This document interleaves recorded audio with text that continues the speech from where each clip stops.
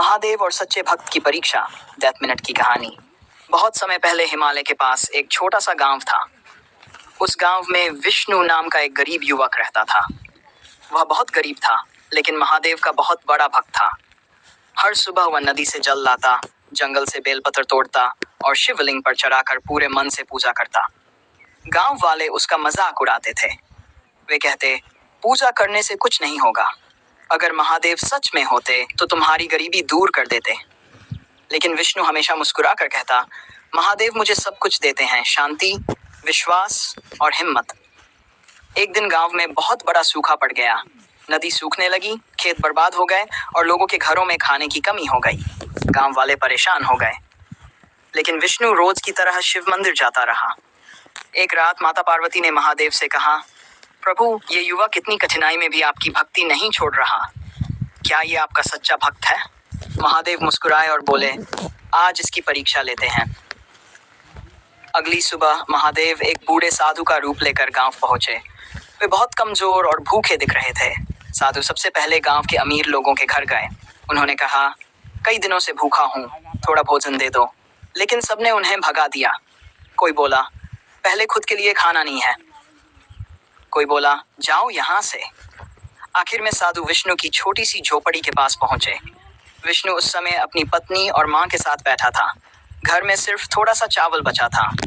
साधु ने धीरे से कहा, बेटा, बहुत भूखा हूँ, क्या थोड़ा भोजन मिल सकता है?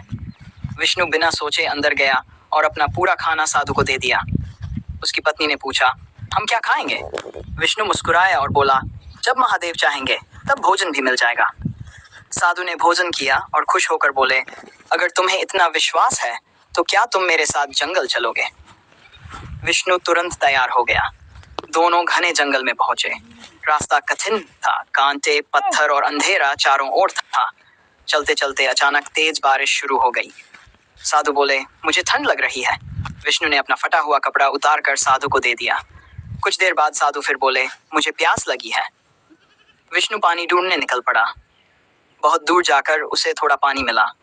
जब वह वापस लौटा तो उसने देखा, साधु गायब थे। अचानक चारों ओर तेज प्रकाश फैल गया। आकाश में डमरू की आवाज गूंजने लगी। विष्णु डर गया।